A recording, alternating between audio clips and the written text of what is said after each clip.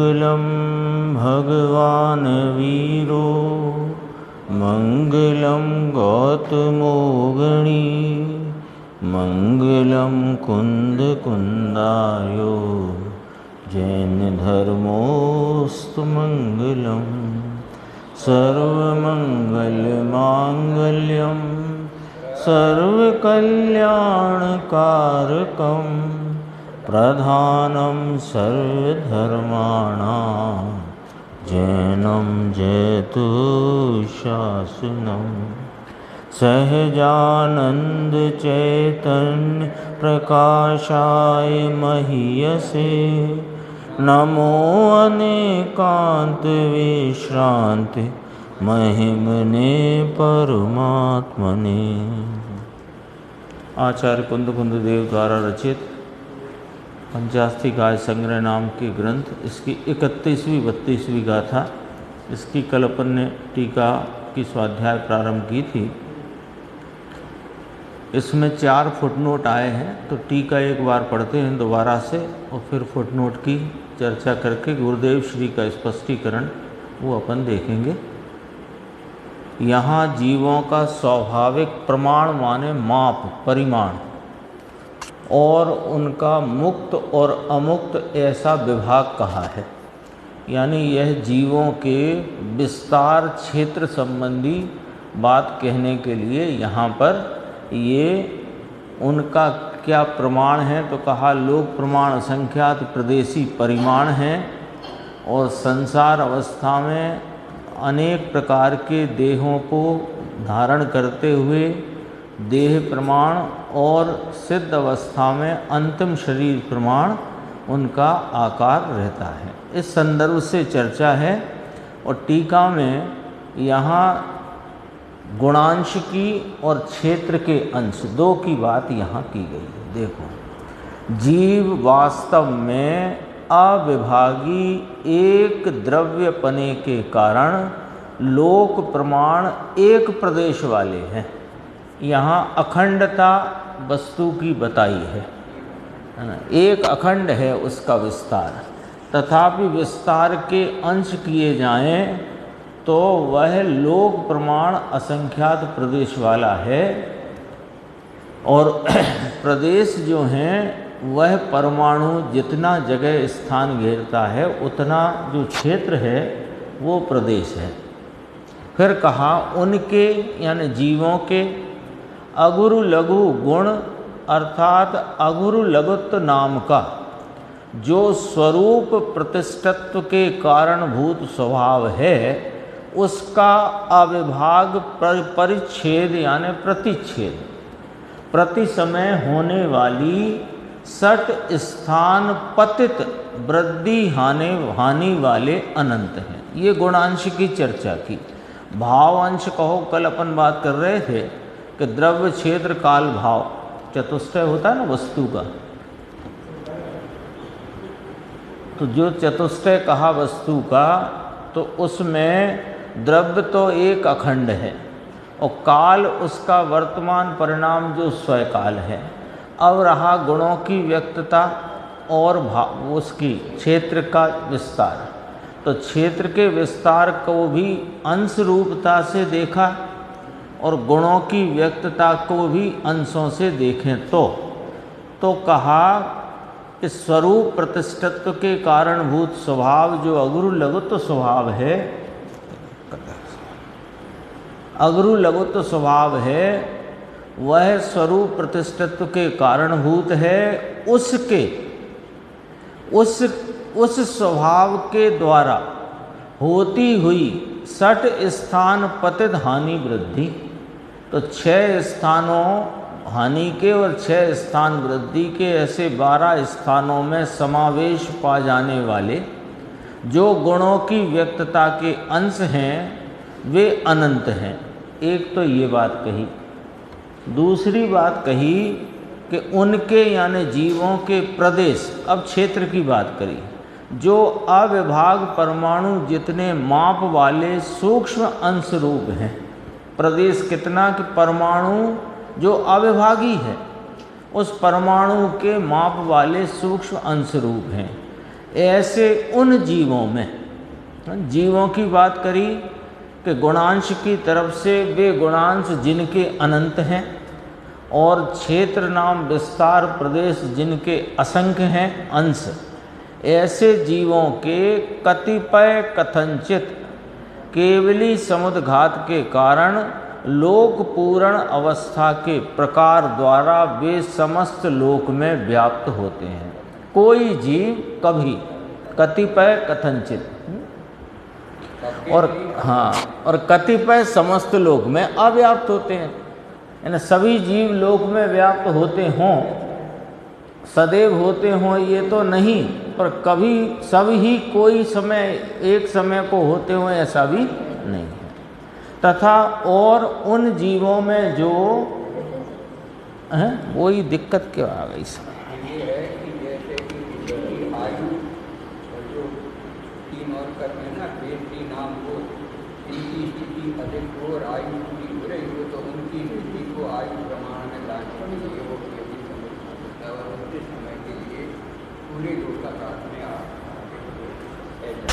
अब कहते हैं केवली समुद्घात तो बस उतना ही है, ख्याल में है सबके, है ना। जो भाई साहब बता रहे हैं कि 3 कर्म की तो स्थिति पूरी हुई, आयु की स्थिति शेष है, आयु की पूरी हुई और शेष की अन्य की शेष है।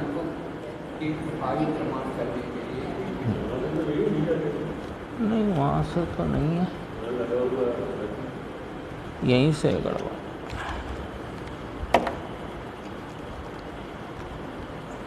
करता नहीं है, रोज आज ही कर रहा है।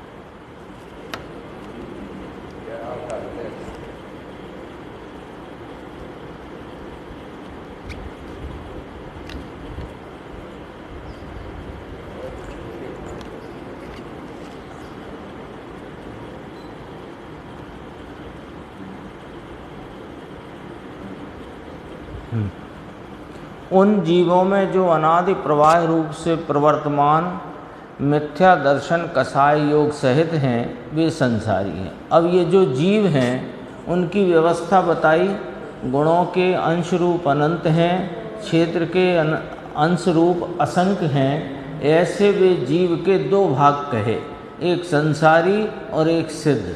तो संसारी की पहचान कराते हैं कि मिथ्या दर्शन कषाय योग सहित हैं वे संसारी हैं, और जो इन मिथ्या दर्शन कषाय योग से रहित हैं वे विमुक्त हैं। अर्थात ये फिर लिखा, मिथ्या दर्शन कषाय योग से रहित हैं वे सिद्ध हैं। और वे दोनों ही प्रकार के जीव बहुत हैं, यानी अनंत हैं। सिद्ध भी अनंत हैं और संसारी भी अनंत हैं, और दोनों ही अनादि के हैं। ये वाली बात भी गुरुदेव ने ली है, अपन देखेंगे।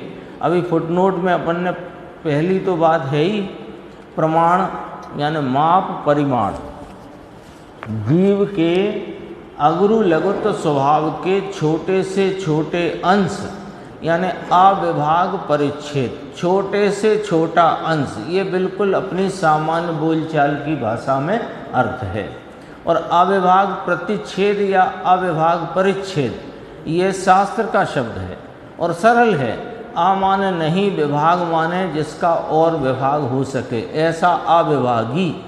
और प्रतिच्छेद माने उसका सूक्ष्म अंश, उसको करने पर स्वभाव से ही सदैव अनंत अंश होते हैं, गुणांश अनंत होते हैं। इसलिए जीव सदैव ऐसे षटगुण वृद्धि हानि युक्त अनंत अंशों जितना है। देखो है ना, अपने को बहुत प्रश्न उठता है कि केवली भगवान को षटगुण हानि वृद्धि कैसे घटित होगी, सिद्ध भगवान को कैसे होगी। इसमें आया ना, दोनों ही प्रकार के जीव जो मिथ्या दर्शन कषाय योग सहित हैं और जो मिथ्या दर्शन कषाय योग रहित हैं, सभी प्रकार के जीवों के गुण के अंशों की व्यक्तता 6 गुणी हानि वृद्धि के में समा जाती हुई है। पतित शब्द आया है ना, वो पतित का अर्थ नीचे आएगा अभी। और जीव के स्वय क्षेत्र के छोटे से छोटे अंश करने पर स्वभाव से ही सदैव असंख्य अंश होते हैं। कोई जीव कैसी ही अवगाहना में रहे, अगली 33 गाथा में वो बात आएगी, कैसी ही अवगाहना में रहा हुआ हो और उस समय उसके स्वयं आकार का कितना ही संकुचन या कितना ही विस्तार हुआ हो, वह लोक प्रमाण असंख्यात प्रदेश ही है, ये नक्की रखना। इसलिए जीव सदैव ऐसे असंख्य अंशों जितना है। यानी यदि अपन देखें तो इस एक बोल में जीव का पूरा चतुष्टय घटित कर दिया। द्रव्य से एक है, अखंड है, और काल से स्वकाल स्वरूप है। काल की दो प्रकार व्याख्या है कि अनादि अनंत पना देखो तो त्रिकाल है, और वर्तमान सतरूपता देखो तो उसका वह काल जो वर्तमान है वो स्वकाल है। अब रहे दो, क्षेत्र और भाव। तो क्षेत्र में जीव के, बात जीव की चलती है, तो क्षेत्र में जीव के सदैव असंख्य अंश रूप विस्तार है, सदैव। हाँ, कोई अवस्था हो, कैसा ही संकुचन विस्तार हो, हर समय प्रत्येक समय जीव का स्वयं विस्तार असंख्य अंशों वाला है। अंश नाम जो परमाणु अविभागी है, वह जितना क्षेत्र उसके समान का क्षेत्र, वह एक प्रदेश अंश, उतने असंख्य अंश सदैव हैं। क्षेत्र की बात करी। अब भाव की बात कहते हैं कि भाव रूपता से देखें तो अपने अनंत गुणों का जो अखंड अभेद एक द्रव्य है, उसके जो अनंत गुण स्वभाव हैं, उनकी व्यक्तता के भाव सदैव सदैव, चाहे संसारी अवस्था हो चाहे सिद्ध की अवस्था हो, सदैव उन 12 हानि वृद्धि के स्थानों के अंदर समावेश पाते अनंत अविभाग प्रतिच्छेद स्वरूप है। हो गया चतुष्टय पूरा। अब दूसरा देखना इसका फुटनोट, गुण अंश अविभाग प्रतिच्छेद। जीव में अगुरु लघुत्व नाम का स्वभाव है। वह स्वभाव जीव को स्वरूप प्रतिष्ठत्व के अर्थात स्वरूप में रहने के कारणभूत है। देखो क्या गजब का यहाँ पर स्पष्टीकरण है। अगुरु लघुत्व गुण कहो कि अगुरु लघुत्व स्वभाव कहो, प्रत्येक जीव में वह अगुरु लघुत्व स्वभाव है। और उस अगुरु लघुत्व नाम के स्वभाव का कार्य क्या है कि वह जीव के स्वरूप प्रतिष्ठत्व का कारण है। उस स्वभाव के कारण जीव सदैव स्वरूप रूप प्रतिष्ठा से च्युत नहीं होता, अपनी स्वरूप प्रतिष्ठा में सदैव बना रहता है। और वो कैसे कि ये जो गुणों की प्रति समय होती व्यक्तता के भाव हैं, वे व्यक्तताएं ज्ञान की, दर्शन की, सुख की, वीर की, कोई प्रकार के गुण उनकी व्यक्तताएं, वे व्यक्तताएं कभी भी अनंत गुणी हानि से नीचे नहीं जाती और अनंत गुणी वृद्धि से ऊपर नहीं जाती।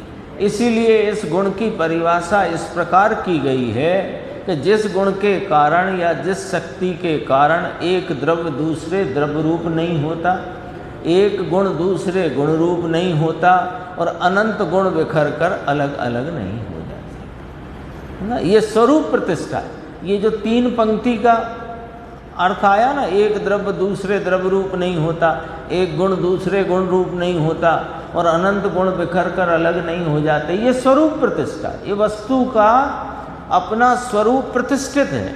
क्यों नहीं वो प्रतिष्ठा से च्युत होता?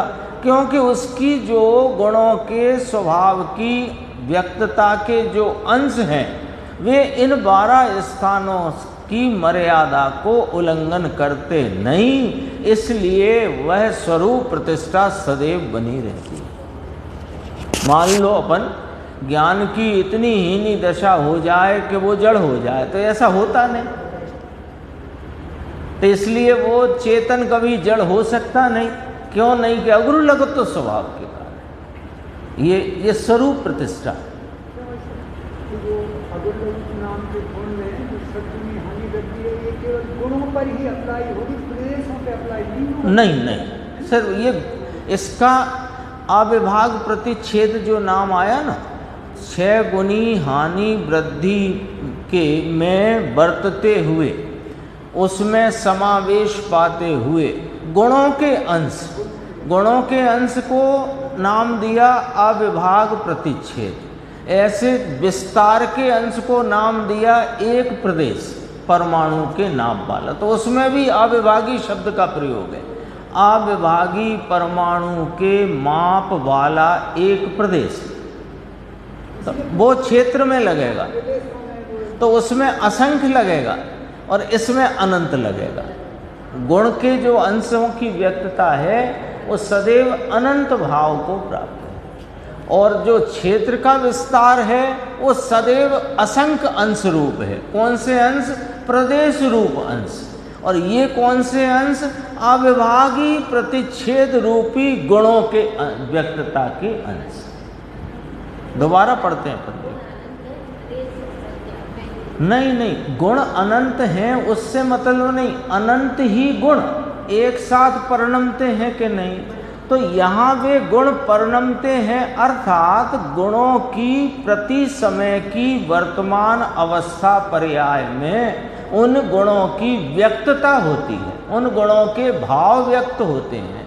वे भावों की व्यक्तता नापने के लिए गुण का गुणांश या अविभागी प्रतिच्छेद कहा। गुणों के भाव की व्यक्तता की इकाई अविभागी प्रतिच्छेद। वो अविभागी प्रतिच्छेद कितना होता है कि सदैव अनंत होता है। हर गुण का अनंत गुण है, इसलिए अनंत नहीं, हर गुण का अनंत प्रकटता। लेकिन वह अनंत प्रकटता में 12 स्थान हानि के, वो 6 स्थान हानि के और 6 स्थान वृद्धि के, इस प्रकार 12 स्थानों के अंतर्गत ही उसी में समावेश पाती वह गुणों के अंशों की व्यक्तता पर्याय प्रति पर्याय में होती है। तो जब किसी द्रव्य को देखोगे तो उसके गुणों के अंश अनंत हैं और उसका विस्तार असंख्य प्रदेश वाला है, ये मतलब है।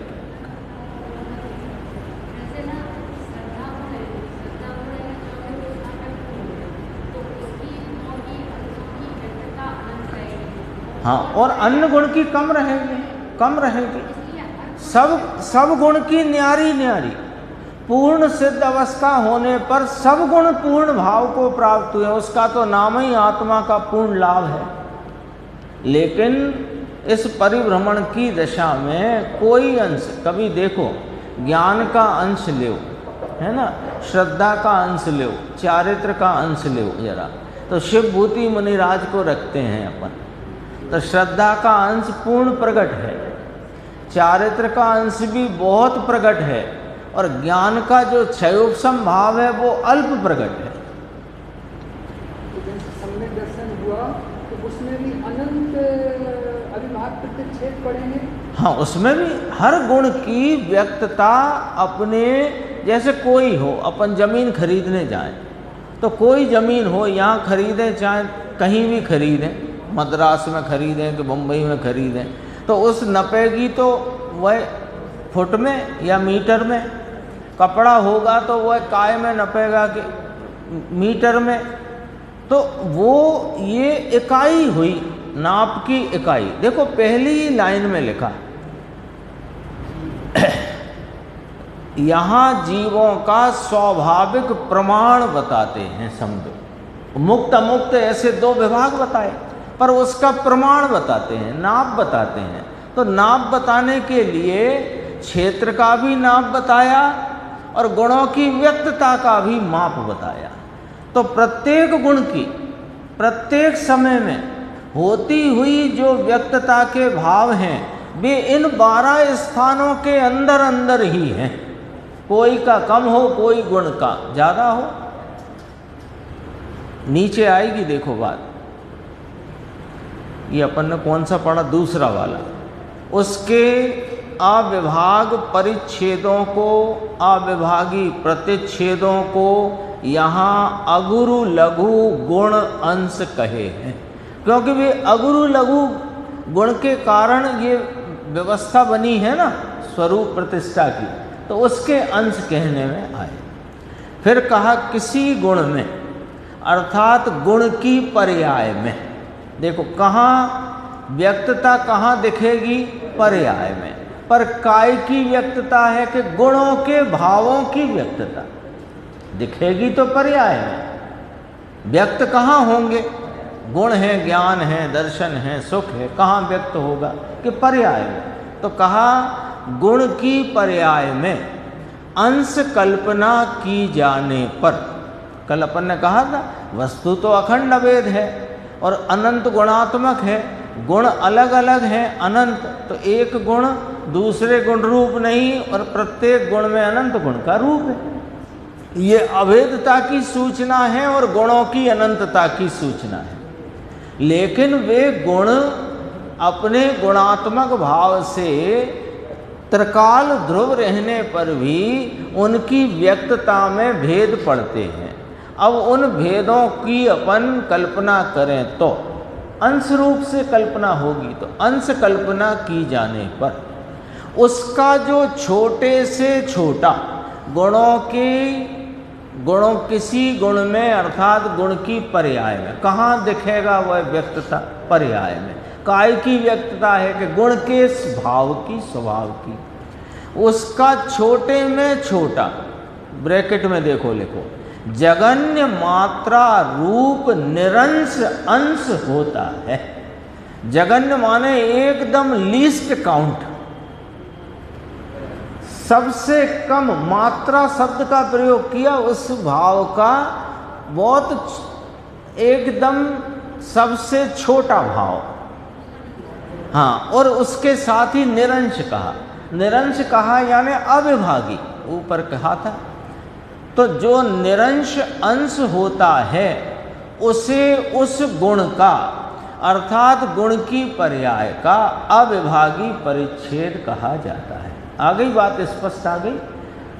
गुण का फिर गुण की पर्याय का, दो बातें कहीं, तो गुण का माने कि पर्याय का माने। अब प्रश्न हो सकता है यहाँ पर कि इसमें फुटनोट में तो ये लिखा कि गुण का अविभागी प्रतिच्छेद कहा जाता है, ब्रैकेट में लिखा गुण की पर्याय का अविभाग प्रतिच्छेद कहा जाता है।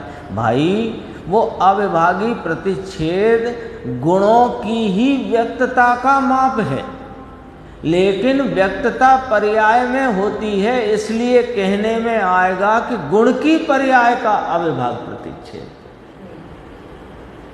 लेकिन वह गुणों की ही व्यक्तता का भाव है, तो वो गुण का अंश है वास्तव में, पर्याय में प्रकट होता, व्यक्त होता गुणों का अंश है। पर्याय अंश तो उसे समझने समझाने कहा जाता है। एक तरफ अविभाग प्रतिच्छेद सबसे छोटे से छोटा भाव है, दूसरी तरफ ऐसा भी आता है कि केवल ज्ञान जो रहता है उसमें सबसे ज्यादा अविभाज्य प्रतिच्छेद अनंत अविभाज्य। वो ऐसा कहा है, उसका अर्थ ऐसा है कि केवल ज्ञान में वो ज्ञान की विकास की ऐसी परिपूर्ण अवस्था है कि ज्ञेयों के सर्व भावों के जितने अंश हैं वे सब केवल ज्ञान में जानने में आते हैं। ये मतलब है उसका। ज्ञान तो ज्ञान रूप परिणमता है, वो तो अपने पूर्ण विकास रूप भाव से केवल ज्ञान दिव्यता से प्रकट होकर परिणमित है। और अब उसमें ज्ञेय कौन है कि समस्त जगत के अनंते द्रव्य, उनके अनंते गुण और उनकी अनंती पर्याय। तो अब जो जगत के द्रव्य हैं, पुद्गल हों के जीव हों, उनके सबके सभी गुण पूरे तो नहीं परिणम रहे ना, तो उनके जितने जितने गुणों की व्यक्तताएं हैं वे सब उनके जानने में आती हैं। अविभागी ऐसे कहते हैं ना, एक ऐसी लकीर भी आती है, मतलब पंक्ति, सारा जगत के समस्त द्रव्य और उनके गुण और उनकी पर्यायें और उनके अविभागी प्रतिच्छेद, ऐसी एक पंक्ति है, सब उनके जानने में आता है। तो यहाँ कहते हैं कि केवल ज्ञान में जो जानने में विषय आया, तो उसमें सर्व द्रव्यों का प्रदेश रूप भाव भी पूरा अंश अंश जानने में आया, और गुणों की भी व्यक्तता का अंश अंश जानने में आया। इसलिए गे अपेक्षा से कहते हैं, अब वो केवल ज्ञान में, अब जरा गे का विस्तार लो यहाँ पर। अनंते द्रव्य, उनके प्रत्येक के अनंते अनंते गुण और उनकी तीन काल की पर्यायों में होती, होने वाली, हो चुकी और हो रही 6 गुनी हानि वृद्धि के भाव, वे सब केवल ज्ञान में जानने में विषय रूप से आते हैं।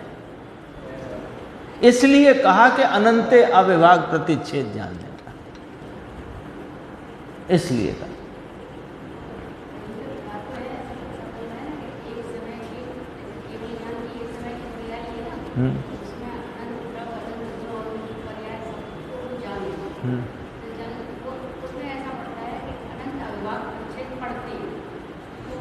पढ़ते का अर्थ ये है कि जैसे वे अपने आत्म प्रदेश, आत्म वस्तु को प्रदेश प्रत्यक्ष भी जानते हैं, तो अन्य वस्तुओं के विस्तार को भी प्रदेश प्रत्यक्ष जानते हैं। तो केवल ज्ञान की तो दिव्यता ही ऐसी है। हाँ, तो सब कुछ और सबको भिन्न भिन्न जानते हैं, सब द्रव्य भिन्न भिन्न, उन एक एक भिन्न भिन्न द्रव्यों के गुण भिन्न भिन्न, और भिन्न उनके भिन्न भिन्न गुणों की तीन काल की पर्याय भिन्न भिन्न, और हर पर्याय की जो व्यक्तता हो चुकी, हो रही है और होगी, ऐसे सबके अविभागी प्रतिच्छेद का भाव भिन्न भिन्न। हाँ, और सबको एक निराकार रूप से भी उसी समय जानते हैं। गुरुदेव ने कहा कि इसको दीपचंद जी कासरीवाल ने कहा, अद्भुताम अद्भुत है ये, अद्भुत रस है ये, कि जिस विषय को एक सामान्य अवलोकते हैं, उसी के सर्व विशेषों को एक साथ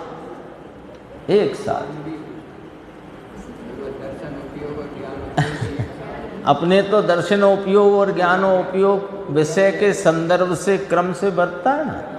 तो जो विषय को अपन ने सामान्य अवलोकन में लिया, उस समय उस विषय का विशेष नहीं जानते, और जिस समय उसका विशेष जान रहे हैं, उस समय उसका सामान्य नहीं अवलोकते। ये क्रम पड़ता है, लेकिन वहाँ तो एक साथ है। तो जो विषय है पूरे का पूरा, वो पूरे का विषय सामान्य अवलोकते हैं, और वही समय में विशेष जानते हैं। ये ज्ञान की दिव्यता है। इसमें तो 92 गाथा लिखी इसी बात की आचार्य भगवान ने प्रवचन सार जी में। 5 गाथाओं में मंगलाचरण करके फिर 6वीं गाथा से 92 नंबर तक की गाथा में ज्ञान तत्व की ही बात की। अपन कहाँ तक, तीसरे का हो गया ना, अब चौथा बहुत इम्पोर्टेंट है, इसको समझना। जो आती है ना बात, एक समय में हानि वृद्धि, एक ही समय में हानि वृद्धि कैसे है कि एक ही समय में हानि वृद्धि का बात ये है कि संसार के जीवों के और अन्य द्रव्यों की, पुद्गल की, बाकी धर्मास्ति अधर्मास्ति तो एक सर के वर्तते हैं, तो ये पुद्गल में भी कोई स्पर्श, अपन इधर से समझ लेंगे ना, पुद्गल से जल्दी समझ में आ जाएगा। स्पर्श की गुण में मान लो स्निग्धता बहुत अधिक व्यक्त है, और रस गुण एकदम मंदा व्यक्त है। जैसे कि हवा ले लो, हवा में स्पर्श गुण में शीतपना, ठंडापना वो बहुत अधिक व्यक्त है और उसमें वर्ण भाव बहुत ही मद्दा व्यक्त है कि वो हवा दिखती नहीं है चक्षु इंद्री से। हवा है ना यहाँ, पर हवा में शीतलता की व्यक्तता वो हवा नाम के पुद्गल की, स्पर्श गुण में शीतपने की या उष्णपने की अधिक व्यक्तता है, लेकिन उसमें उस समय में वर्ण भाव बहुत मद्दा व्यक्त है ना, वर्ण भाव कम हुआ ना उसमें, और गंध भाव भी कदाचित बिल्कुल ही मंदा है।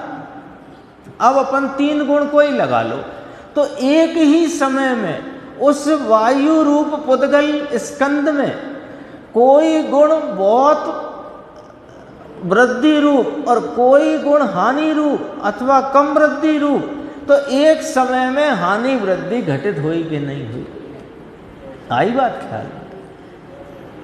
लेकिन बस ये बात को बिल्कुल स्तंभ रूप से पक्का मानो कि गुणों के भाव रूप जो उसके स्वभाव के अंश की व्यक्तता है वो 12 स्थानों के अंतर्गत होती है, उससे बाहर नहीं होती।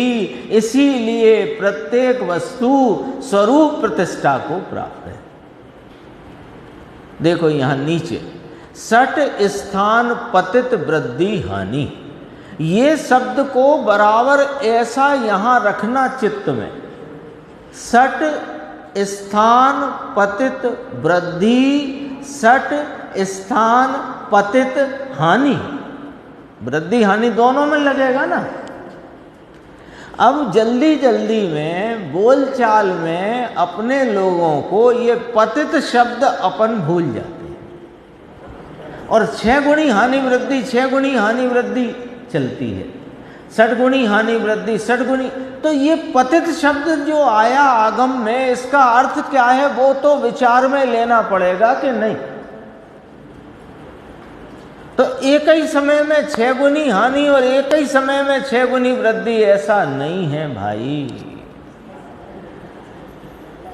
ये समझना पड़ेगा। पतित शब्द का प्रयोग करो अब इस बात में कि एक समय में 6 स्थान में पतित माने पड़ने वाली वृद्धि और 6 स्थान पतित हानि माने 6 स्थान में पड़ने वाली हानि, तो 12 स्थान हो गए।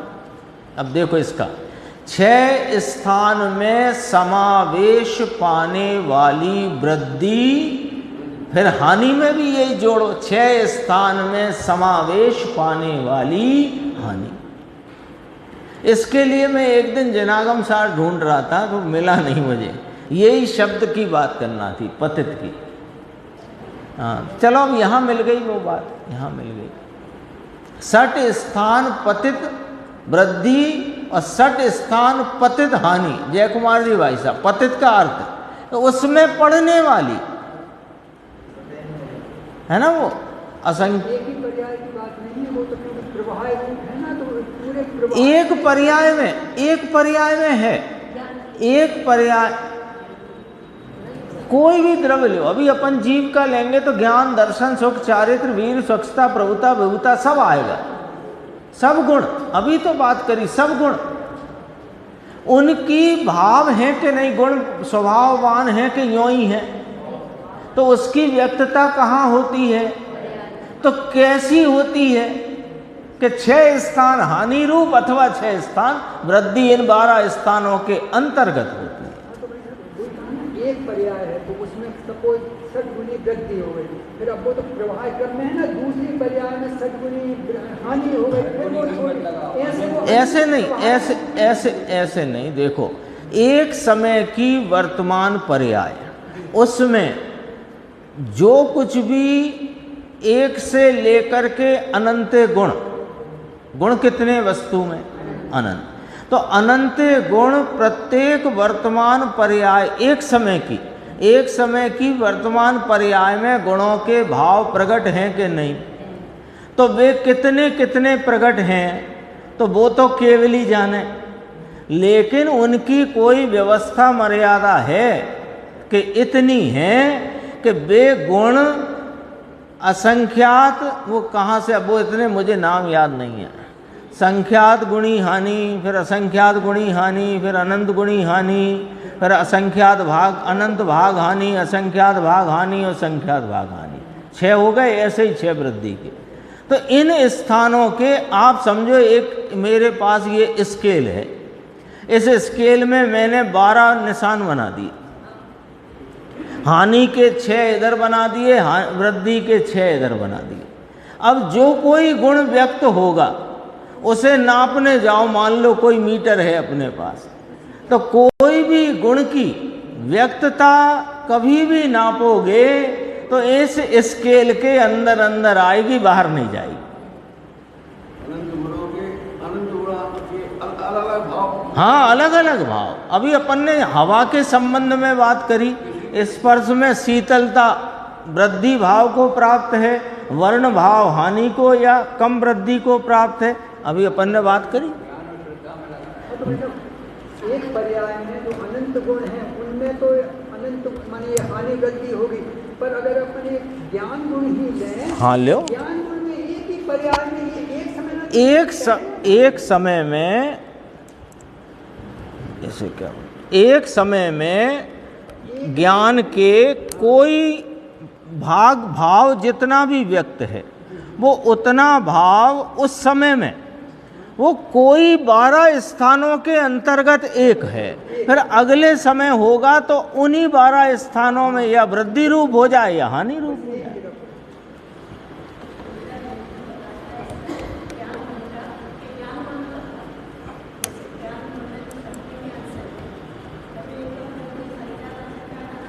हाँ, हो जाएगी, उसमें क्या है। नहीं नहीं, ऐसे नहीं, ऐसे नहीं। ये जो अपन यहाँ से देख रहे हैं ऐसे है मामला। ये चलो ऐसे ही चलाते हैं काम। अभी एक ही पर्याय में हानि भी और एक उसी पर्याय में वृद्धि भी, ये नहीं है बात, ये नहीं है बात, नहीं है, ऐसी बात नहीं है। आप सुनो, एक समय की पर्याय में ज्ञान गुण की मान लो 1000 नंबर की व्यक्तता है ना। अपन अब ये वो असंख्यात याद नहीं रहते। अब 1000 व्यक्तता है और अगले समय में 10 व्यक्तता है, और फिर तीसरे समय में 10,000 व्यक्तता है, फिर चौथे समय में 3 व्यक्तता है। तो ये 1 से लेके 10,000 तक जो भी अपन मान लें उसके अंतर्गत ही होएगी, उससे बाहर नहीं होएगी, ये कहना है। ऐसा है, ऐसे नहीं, ऐसे नहीं, एक ही समय में घटी एक ही में बढ़ी, ऐसे नहीं। हाँ, अगले समय कितनी भी हानि हो जाए, हाँ हो जाता है। स्पर्श गुण में तक ऐसा हो जाता है कि अनंत गुणी स्निग्धता और वो दूसरे समय में अनंत गुणी रुक्षता हो जाए, हो सकता है।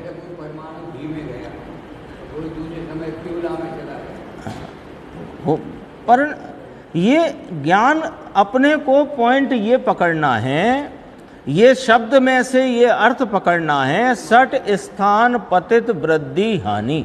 पतित शब्द नहीं भूलना है। अपन पतित शब्द भूल जाते हैं तो बोलचाल में, अपनी चर्चा में, अपने विचार में 6 गुनी हानि वृद्धि, 6 गुनी हानि वृद्धि ऐसे लेते हैं। उसमें 6 स्थान पतित वृद्धि हानि, पढ़ने वाली, समा जाने वाली, उसमें समाविष्ट। देखो दोबारा पढ़ता हूँ पूरा। 6 स्थान में समावेश पाने वाली वृद्धि हानि, 6 गुण वृद्धि हानि। अगुरु लघुत्व स्वभाव के अनंत अंशों में स्वभाव से ही प्रति समय 6 गुण वृद्धि हानि होती रहती है। अब देखो, कहा जाएगा कि अगुरु लघुत्व स्वभाव की हानि वृद्धि है, पर वो अगुरु लघुत्व स्वभाव के का रूप सब में है कि नहीं? तो सब गुणों की बात है, लेकिन इस बात का कि 12 स्थानों के अंतर्गत ही वृद्धि हानि का परिणमन होए, उस मर्यादा का उल्लंघन न होए, इसका जिम्मेदार अगुरु लघु स्वभाव। तो वो अगुरु लघु स्वभाव की 6 गुनी हानि वृद्धि कहने में आता है। आगे चल रहे, एक समय में मान लो जैसे अपन एक समय में नहीं, एक ऐसे अपन ने स्केल बनाई, बीच में अपन ने 0 लिखा, तो 6 स्थान यहाँ लिखे हानि के और 6 स्थान वृद्धि के यहाँ लिखे। हाँ, तो अब कोई भी भाव व्यक्त होगा तो इन 12 स्थानों में कहीं ना कहीं वह होगा। ये भी वास्तव में 12 स्थान भी संग्रहण से है, उसमें तो अनंत भेद पड़ेंगे।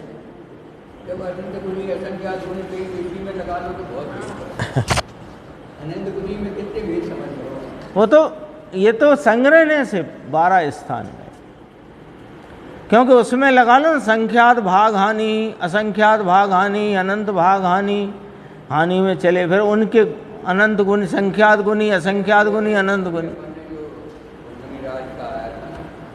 पहले ज्ञान का जोखिम इतना कम था, केवल ज्ञान हुआ तो अनंत गुना हो गया। हाँ,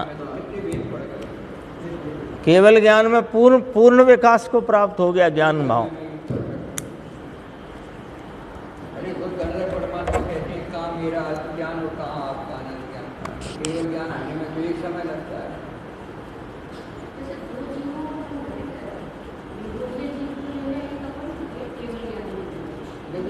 केवल ज्ञान को लगाओगे तो टाइम ज्यादा पड़ेगा, पर अपन तो नहीं, अलग अलग लगा सकते हैं, अलग अलग लगा सकते हैं।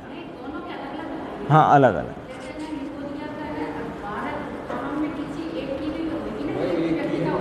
हाँ,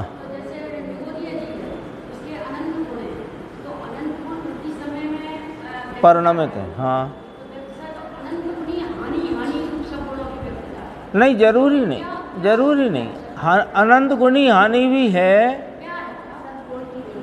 अनंत गुणी हानि भी है, फिर उसमें असंग गुणी हानि भी है। इसमें बहुत भेद पड़ते हैं। अनंत गुणी हानि रूप ज्ञान की व्यक्तता भी अनंत ही है, उसमें भी अनंत अंश पड़ते हैं, उसमें भी बदलाव है। ये तो अपन ने स्थूल बात करी है संग्रहण से, 6 वृद्धि के 6 हानि के। अब जैसे अपन केवल ज्ञान में पूर्ण लेते हैं, निगोध में तो फिर भी घटती बढ़ती है, केवल ज्ञान में पूर्ण है तो वहाँ अनंत गुणी वृद्धि ही है। लेकिन हाँ, लेकिन अब पॉइंट ये आया कि अनंत गुणी वृद्धि, अनंत गुणी वृद्धि, अनंत गुणी वृद्धि, अनंत गुणी वृद्धि हर समय में, लेकिन है तो 12 स्थान के अंदर ही। बस पॉइंट ये पकड़ना है, हानि वृद्धि को समझने के लिए अपने को ये पॉइंट पकड़ना है कि इन 12 स्थान 6 वृद्धि के 6 हानि के, इसके अंतर्गत ही होएगी, इससे बाहर नहीं बने। तब तो स्वरूप प्रतिष्ठा है, तब स्वरूप प्रतिष्ठा है। हाँ, तो मर्यादा है, रेंज है, ये रेंज है ना। जैसे अपन कहते हैं एक उदाहरण के लिए कि पानी 100 डिग्री सेंटीग्रेड से ऊपर तापमान को प्राप्त होते ही वो पानी नहीं रहता, भाप बन जाता। समझने की बात है, दृष्टांत उतना ही लेना है। तो अब आप कहोगे तो पानी फिर हो जाएगा, तो अब अपन देखो वो पानी नहीं रहता, तो पानी को पानी रहने के लिए 100 डिग्री सेंटीग्रेड के अंदर रहना चाहिए, तब पानी रहेगा। और 0 हो जाता है तो बर्फ बन जाती है। तो अपने पास रेंज आ गई, इसमें पता नहीं कहाँ से रेंज आई 0 से 100 तक पानी, 0 से नीचे गया या 0 पे आया तो पानी ना रहा, 100 से ऊपर गया तो पानी ना रहा।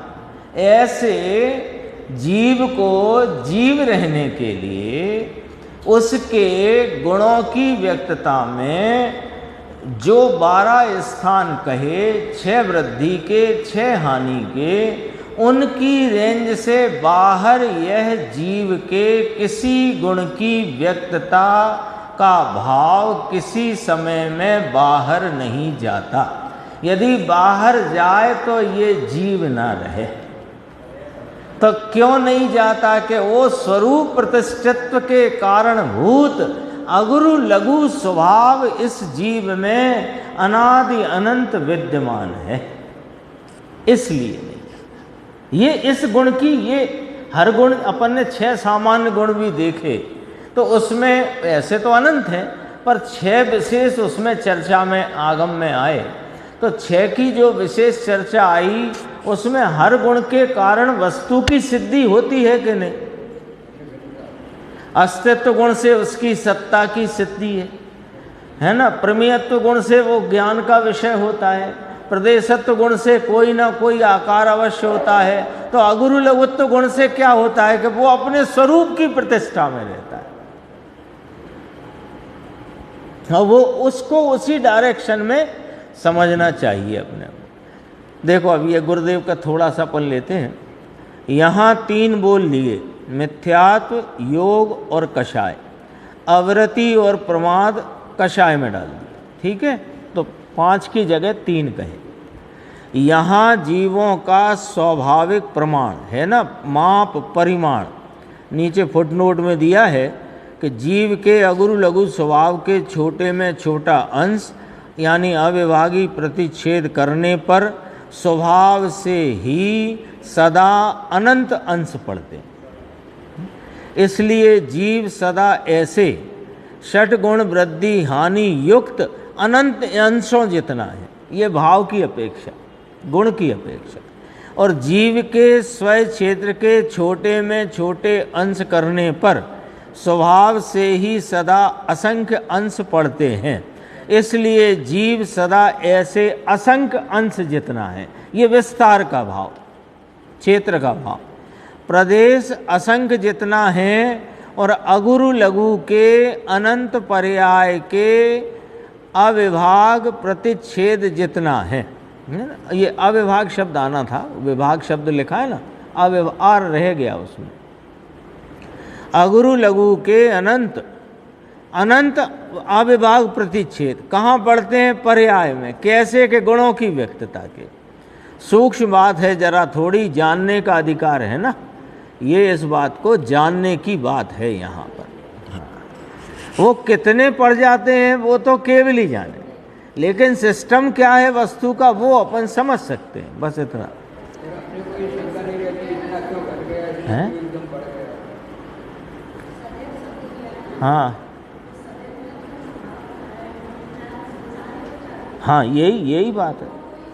हाँ, यही तो कहा सदैव में, चाहे संसारी हो चाहे मुक्त हो, भाव अपेक्षा है ना, मुख्यता इसमें भाव की लेना। और प्रदेश अपेक्षा भी लो, और प्रदेश में मुख्य संसार में चाहे वह आएगा आगे उत्सेद घनांगुल के असंख्यातवे भाग प्रमाण निगोद की अवस्था, अथवा वो 1000 योजन का महामत्स्य हो, है ना, वो क्षेत्र की अपेक्षा। तो सदैव में क्या, सदैव का अर्थ है कि स्पष्ट हो गया, कोई प्रकार की अवस्था हो तब भी सदैव ही।